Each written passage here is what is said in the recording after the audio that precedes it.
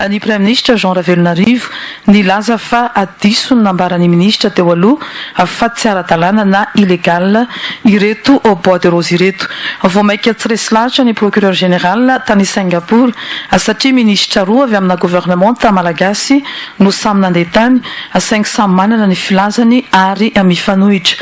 Dikan'izany Michel Albert dia resy indray teo amin'ny appel na ny fitsarana ambony ny mpanondrana ny bois de rose ary ampasahivitsika fa nangataka mba ho fitsarana tsy misy toy na sans suite ity raha ity satria so hiparitaka ny fahafahambaraka andreo mpanondrana antsokosoko saingy tsy nanaiky an'izany ny fitsarana ary nilaza fa tsy maintsy misy toy ny fitsarana io ary tsy maintsy mbola ho antsoina daholo ireo voalaza rehetra anarana fananondrana sy milaza ho tompony reto au bois de rose reto dia izay midika an'ilay fitsarana izay andeha amin'ny volana avril izao saingy manomboka kosa manova tanteraka sy miaro ny tenany ary miaro ny fitondram-panjakana ny Repoblika Faefatra ny ministra Antelme Raparany ka dia te hilaza indray zany amin'izao fotoana izao fa izy mihitsy no tonga tany Singapour ary nilaza fa tsy ara-dalàna ireto au bois de rose ireto kanefa tsy izay no nambarany tany. Arakaraky ny anamarina tena ny ministra Ramparany Antelme dia mipotra tsikelikely ihany koa ny marina satria nisy koa ny tambazotra mpifandraisana serasera tamin'ny alalan'ny mail izay ny fampiresahana mikasika ny tiraraha ity ny fampiresahana mikasika ny amin'ny hoe fantatry ny fitondrana malagasy tokoa ve zany tiraraha ity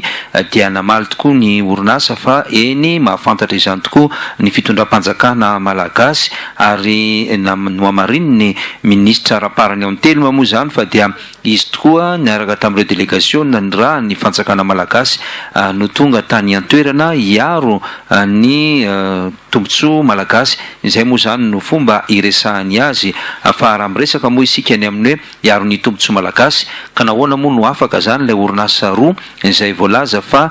tafiditra tao anatiny ny fanondranana antsokosoko ary nahoana tsy tafaverina teto Madagasikara ireto andramena ireto fa mbola nogaza ny fitsarana singapourien ihany hatramin'ny sika amin'ny teny izao nampiasa ny serasera moa ny ministry ny tontolo iainana teo aloha ary tamin'ny fotoan'androny dia napaka-peo mihitsy satria mbola tsy tena nahita ny marina ny rehetra raha navoaka tamin'ny gazety iray mpiseho isan'andro teto amintsika ny amin'ny hoe nisy mpiambana amin'ny gouvernementa nandena na marina ireo azo any Singapour dia reto andramena ireto zany ary nilaza fa ara-dalàna nilaza ny ministra tamin'izany tamin'ny feo avo dia avo fa izany nahita azy nandeha nakany ary izany manana proof fa tany izy izao zany ny proof fa mipotra fa tany ny ministra aloha dia tsy azo ny alana intsony zany profon'izany ihany koa ny fandehanany ny fitsarana karaha azo ny andangaina tahaka an'izany tokoa ny malagasy ny fitsarana singapourien mino sika fa tsy ho azo raha ijery n'ity firenena ity matsika dia firenena efa tena lasa lavitra tokoa ity firenena ity nosy maromaro no mitambatra ao anatin'izany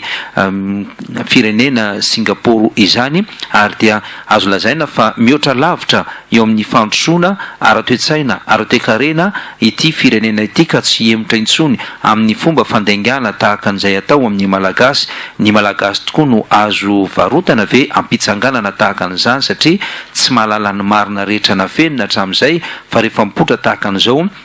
dia tsy bado akory ny malagasy fa mahafantatra ihany ny tena zavatra misy tamin'ity raha ity ny resaka natao tamin'ireny tambazotra ireny moa dia mbola hito eo ihany satria anisany tafiditra ao anatin'ny antota taratasinady izay hoentina miatrika an'ity fitsarana atao any Singapour ity ka tsy ho ambakaina tahaka an'izany foana ny malagasy mbola isy ny fotoana mety atsiarovana saina tsara ka iverena ny fieritreretana ao anatin'izao raha izao ka mba ilazany marina ihany angamba rehefa tereniny zava-misy any orinany. Raha izay arahana akaiky moa izy io araka ny fanambaratsika trano Michel Albert.